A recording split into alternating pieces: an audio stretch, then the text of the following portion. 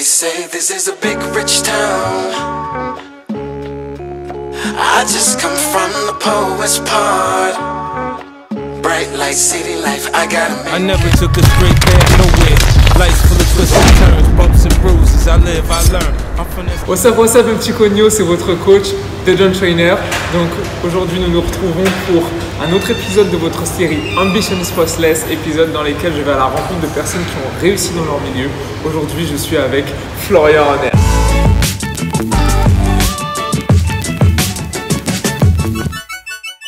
Comment ça va Florian? Ça va coach? Ouais, ça va, super. Est-ce que tu peux te présenter auprès de mes abonnés s'il te plaît? Alors, je m'appelle Florian. Je fais des vidéos sur YouTube tous les jours depuis bientôt 3 ans, depuis le 1er janvier 2016, où je teste des restos, des concepts de restauration, des cuisines du monde quand je voyage. Et puis je suis aussi animateur radio à la base sur Latina tous les après-midi de 16h à 20h. Ok, nickel, mais c'est quand même un gros emploi du temps que tu as là. Ça va, ça va. Et en plus de ça, sportif, comme tu le sais, c'est mon coach, c'est mon coach. Et en plus de ça, depuis peu, si vous l'avez vu sur mon Insta, je coach Monsieur Florian Honner justement. Donc on va revenir un petit peu sur ton parcours.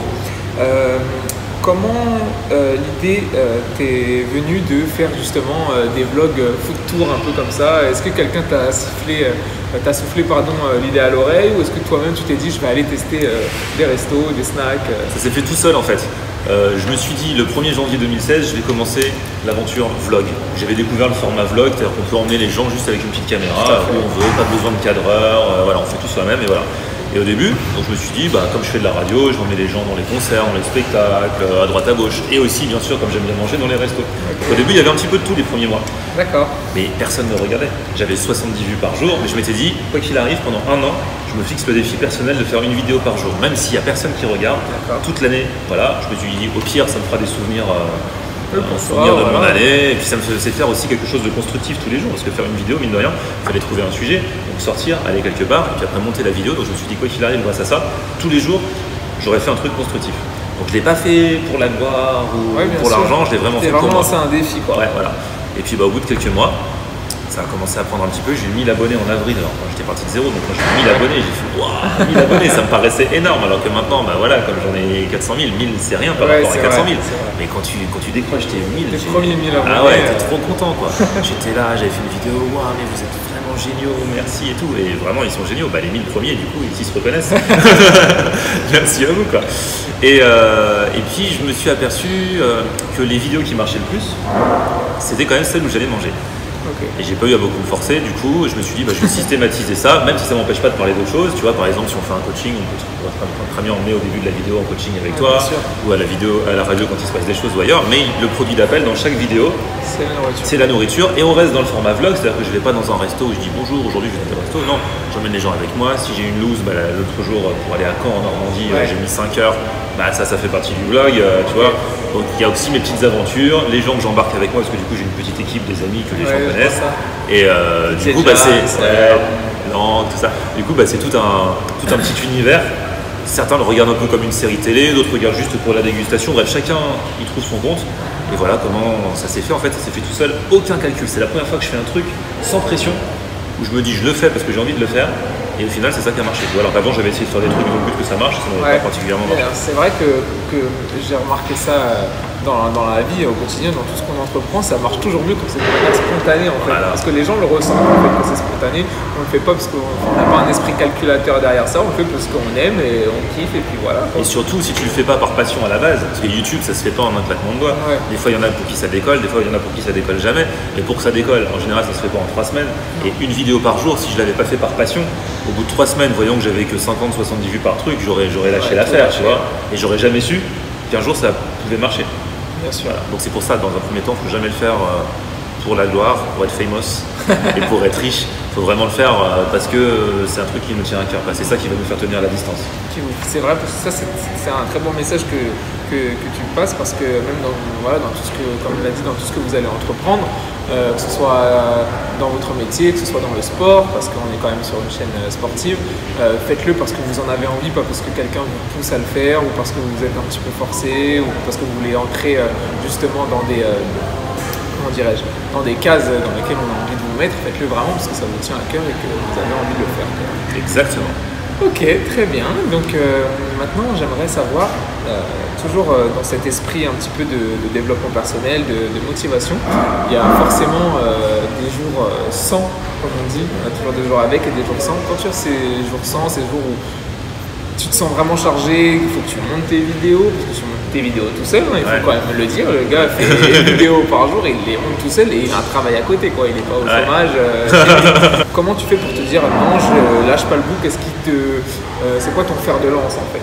Alors, maintenant que j'ai une communauté, beaucoup de gens qui me regardent, c'est beaucoup plus facile parce que tu te dis, il y a des gens qui attendent cette vidéo, quoi qu'il arrive, il faut que je la fasse. Au début, quand je la faisais que pour moi et les 50 personnes qui me regardaient, c'était vraiment mon défi qui me retenait. C'est-à-dire que je m'étais dit, je fais une vidéo par jour et tout. C'est comme le sport, je crois qu'il ne faut pas arrêter. Quand tu t'arrêtes une semaine, le sport, t'as du mal à remonter. Là, des fois, je me suis arrêté 2-3 jours, genre pendant les ponts et tout, pour quand même faire un petit break. Et surtout parce que j'avais d'autres projets à côté sur lesquels je devais bosser et t'y remettre, c'est compliqué. Pour mes vlogs, j'ai pas trop de jours sans. Et même si un matin, je suis un petit peu fatigué et que je me dis, ouais, il faut que j'aille à l'autre bout de Paris pour un restaurant, il faut juste se donner c'est comme quand tu pars courir, il faut juste se donner l'impulsion pour y aller. Et une fois que tu y es, c'est bon. C'est parti, quoi. J'ai de la chance quand même. Ce que je fais, c'est devenu un travail du coup, mais c'est quand même une passion avant tout. Et donc, par rapport à des gens qui vont bosser dans des trucs super durs et tout, moi j'ai quand même si c'est beaucoup de travail, un job de rêve, tout le monde me dit. Ça me prend beaucoup de temps, c'est du travail, mais à la radio, je passe de la musique. Dans les restos, je vais manger. Enfin, dans les vidéos, je vais manger. Donc, c'est quand même kiffant, quoi. Je vais pas me plaindre. Je serais mal placé pour me plaindre. C'est vrai, t'as raison. On te félicite justement pour ce parcours-là. Et d'ailleurs, ce qu'il faut dire, c'est que tu as un livre, ton premier livre, qui va sortir le 11 octobre. Ah ouais, je peux même vous le montrer. Il est là. Exclu, je l'ai. Bougez pas, j'arrive. Je suis trop fier. Je suis allé le chercher. Là, c'est pour l'instant le seul exemplaire. Je suis allé le chercher chez l'éditeur l'autre jour. Donc, je le vois en exclusivité d'ailleurs. Ouais, regarde comme il est beau gosse. Hein. Tu vois, il y a ma photo dedans et tout. Et même là, ça se T'as les mains propres, J'ai les mains propres. Et même ça se voit que c'est du papier de qualité, quoi. Il est assez épais, c'est travaillé. Moi je vous montre pas le contenu, hein. Vous verrez à la fin, c'est pas disponible du coup. Partout, les Fnac, Carrefour, Gibert, Amazon, il est déjà en précommande. Donc voilà, c'est cool. Et en fait, c'est toutes mes petites découvertes culinaires. C'est pas un bouquin d'adresse, c'est pas un bouquin de recettes. C'est un bouquin de tout ce que j'ai découvert, notamment en street food, quand j'ai parcouru le monde, mais pas seulement en street food, un petit peu partout. Donc ça s'appelle le Food Tour de Florian Hanner. On voyage en mangeant et en rigolant, parce qu'il y a aussi des petits trucs. Ouais.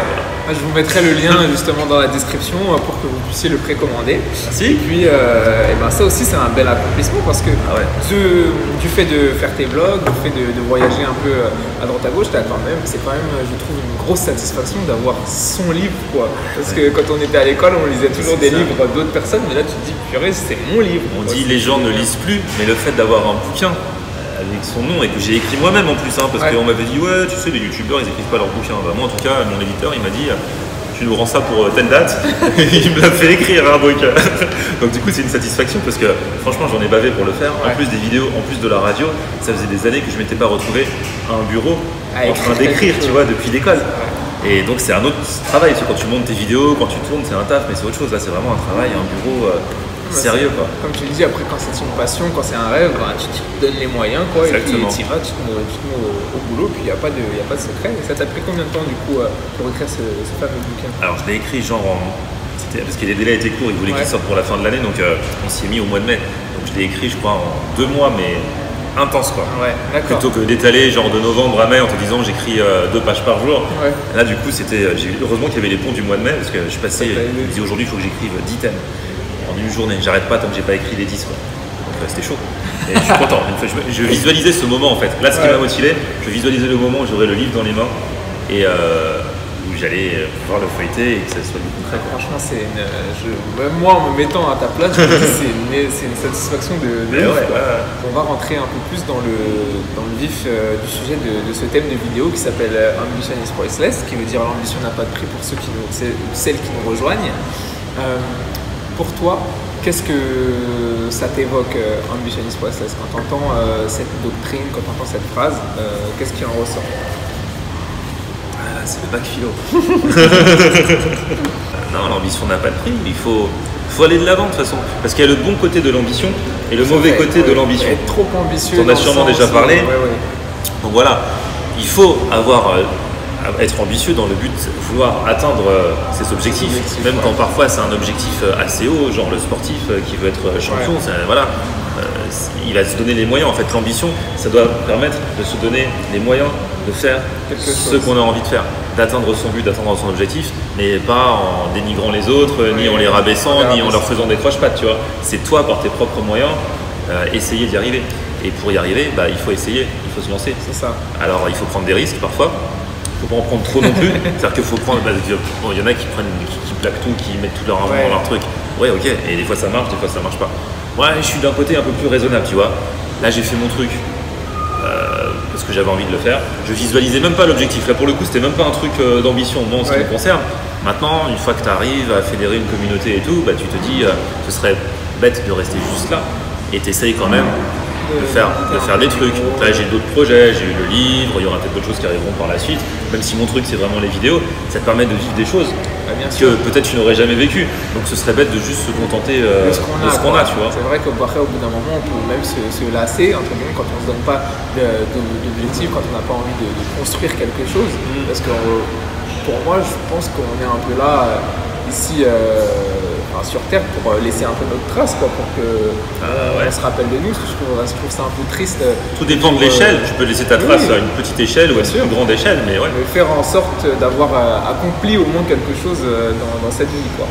Pour toi et aussi un peu pour les autres. Ouais. Moi, ça me fait plaisir parce qu'à la base, c'est vrai que j'ai fait ça, mes vidéos, je les ai faites pour moi. Mais quand il y a des gens maintenant qui me disent dans la rue, on l'a encore rencontré ce matin, c'est génial, ça me détend, ça me fait du bien, c'est du divertissement. Grâce à toi, j'ai découvert des restos. C'est vrai que c'est des trucs, on sauve pas des vies, on n'est pas chirurgien.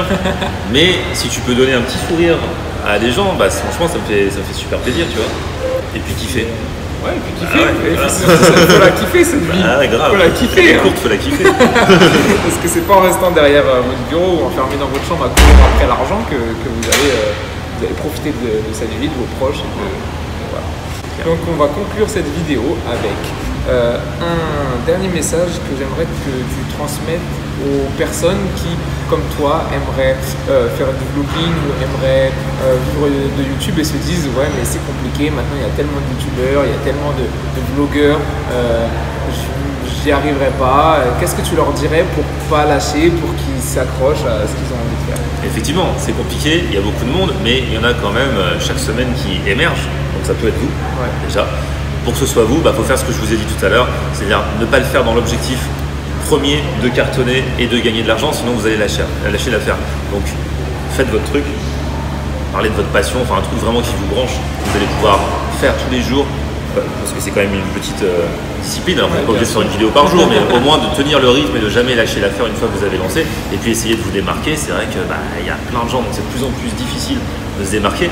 Donc démarquez-vous peut-être en étant vous-même, ce sera plus facile de tenir le rythme et essayez à partir de votre personnalité de montrer qui vous êtes et de montrer quelque chose de différent, même si c'est une thématique qui a déjà été abordée 1000 fois. Si vous l'abordez avec votre touche, peut-être que ça marchera, mais faites-le avant tout pour vous et en espérant que ça touche un maximum de monde. Après c'est la magie de YouTube, les algorithmes et tout ça. Moi ma première vidéo elle est sortie, enfin la première vidéo qui a marché, je sais pas pourquoi elle a marché, c'est YouTube qui l'a recommandé un jour, tu vois. Et tant mieux. Oui, mais pourquoi pas vous? Voilà. C'est vrai. Donc, merci beaucoup. Merci à toi. J'espère que vous tiendrez compte des conseils de Monsieur Florian Arner. Et puis, on va vous laisser avec la fameuse doctrine qui est Ambition is priceless. Tiens.